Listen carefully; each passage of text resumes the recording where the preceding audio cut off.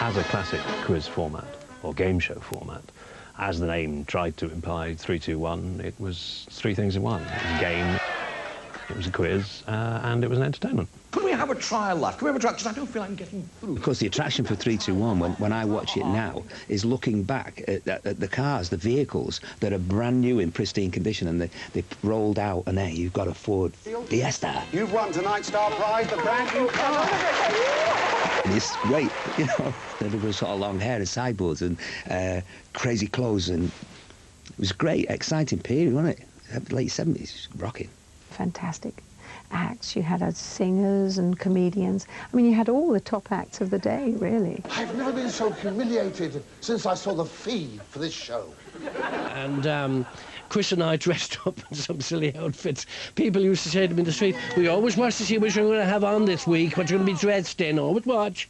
And Ted was great. Just sensational. Good evening, everybody, and welcome to another session of 3, 2, 1. Now, that wasn't too quick, was it? Everybody says it, and it all sounds corny, but it's absolutely true. He was a wonderful professional.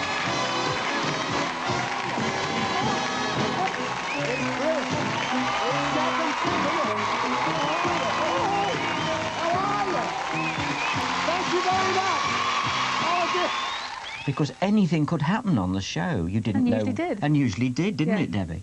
And you didn't know what was going to happen next. Somebody could fly in from up in the grid on the curvy wire. Somebody could come in through the audience. Somebody could enter through the studio door shooting a gun. You could have a sketch. I'm just a humble serpent at your service. Ooh, you're very polite for a serpent. I'm a civil serpent. There were some jokes, there were some lovely girls, there was a quiz, there were some songs, there was a chance of winning £3 and a car. And actually, when I watch it now, it stands up quite well as an hour of entertainment.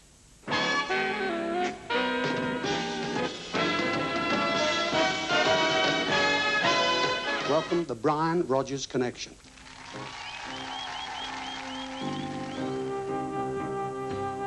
Basically, we had a troupe of probably 10 girls and 10 boys that we used to switch depending what sort of themes were.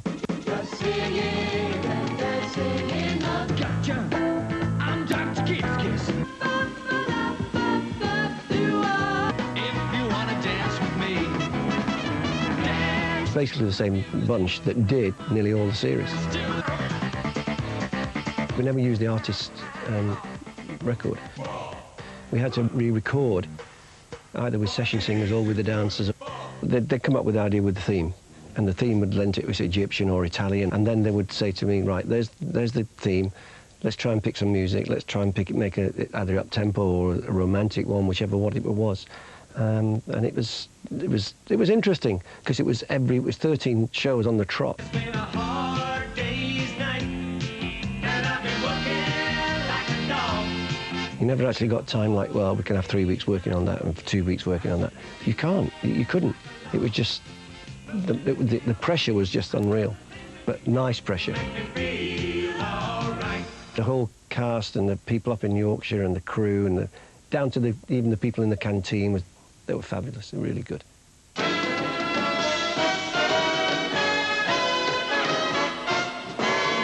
We'll never pass our kung fu test, so we'll throw away the gear. We'll have to find another way to show there's naught to fear. I'm reading these inane rhymes out on cards. Oh, those rhymes. Oh, God. Does this clue have mileage by rail, wing or wheel? Is it treasure or junk? Will it lose its appeal? People used to watch it, and I'm convinced of this. People used to watch it because they didn't understand the show. A lot of people didn't understand how you could get those clues out of what Ted was reading. Aroma is the key to a gift of good intent. It isn't hired, no spray required. The sweet smells heaven sent. And suddenly they'd think, it's got to be that one, but it was nothing like that one. It was something else. Phrase book. Chris's French phrase book. Now let's see what we have here. Right, of course, the French are noted for perfumes, and the rhyme may have made you think that this is a highly scented prize. We're taking the mickey. That's our habit. Uh-huh. I never understood them. Nobody knew the clues. Ted didn't know the clues. Nobody... Nobody understood them. Would the turntable be vertical? That's the problem here. I used to think it would be easier if Ted read out the answer and they had to guess the clue. That would have made more sense, wouldn't it? I don't know who wrote them. Oh, it was John Bartlett wrote them. Yes, I'm the guilty man. I did the clues. And I've, over the years, from friends, colleagues, people I meet, even now, I still get stick. Red for danger, maybe? Or could that be a shade of red? That could be a clue, possibly. They were very obscure. Because if you take king, K for the king, from rack you get RAC. If you send that back, you'd be shouting this shade of red. I do admit that you could probably throw a clue rhyme at me now, and I probably wouldn't be able to know what it was. I mean, even I used to think, my God, that's a washing machine?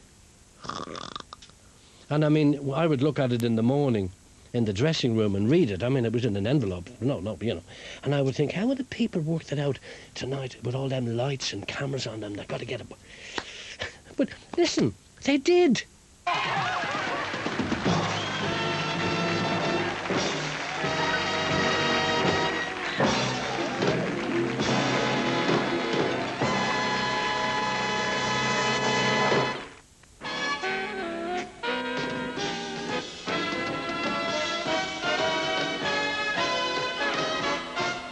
This is lovely Dusty Bin. Do you like him? Oh, he's a sweetheart. I love him dearly. Unfortunately, he's our booby prize. Dusty was a great character for us because it broadened the range of the audience.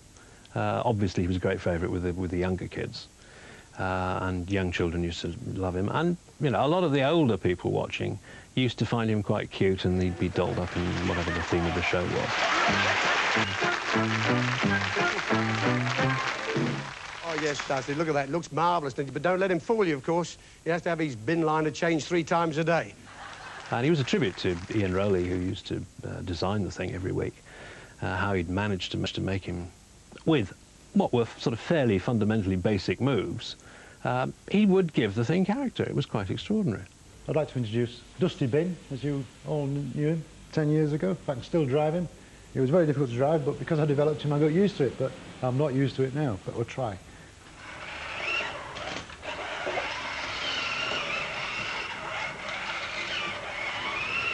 Hi, Dusty. Oh, well, not too bad, considering 10 years has passed. Yeah, most of it still works. I never quite knew whether Ted hated or loved Dusty Bin. You'll have to ask him.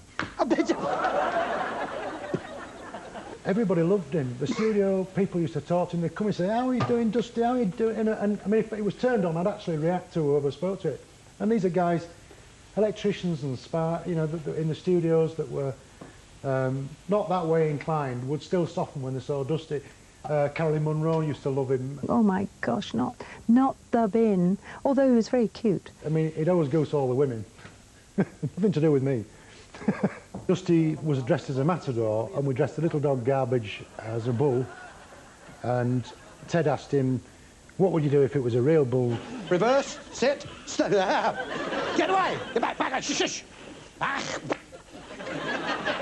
Now, just a minute, Dusty. That's no bull at all. That's your little dog Garbage. We know that, dressed up as a bull. What would you do if you had to face a real bull? Now, come on. What would you do? Oh, no. He whips a red cape away to reveal a blunderbuss, and he shoots at the dog. But in the studio rehearsals, as we operated the switch that fired the gun, it also bowed, shot the dog directly, which burst into flame, and we had to be driven across the studio very quickly to be put out by one of the studio attendants. He's done everything. He's caught fish as Huckleberry Finn. He's danced in discos as Frankenstein. He's flown a magic carpet. He's been a doctor with a huge syringe. He's skied. What other show would try and give personality to a dustbin? But it seemed to work.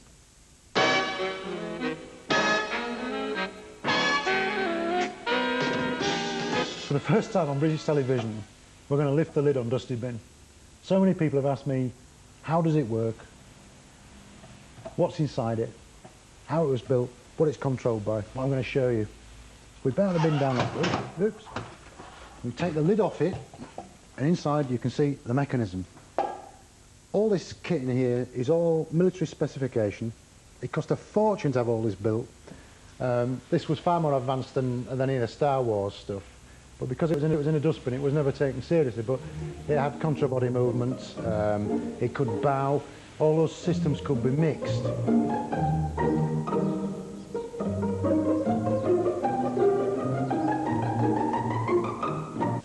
Welcome to 3-2-1 Night with me, Ted Rogers. Now let me tell you all about Challenge TV's special 3-2-1 competition to win a brand new car. All you have to do is to guess what kind of car it is and phone in and tell us. Now the winner will be announced toward the end of the evening. There's a traditional 3-2-1 clue to help you, of course, written by a qualified clue writer, John Bartlett, who wrote the clues for the show for 7 years. Now it's coming up after the break, so stay with us.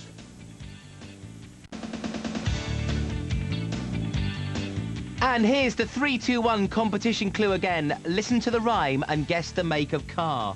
This intelligent dinky jam jar is modern, cute and hip. Swap the letters in tram cars and the answer's on your lips. Call this number with the make of car, 09014 900 901.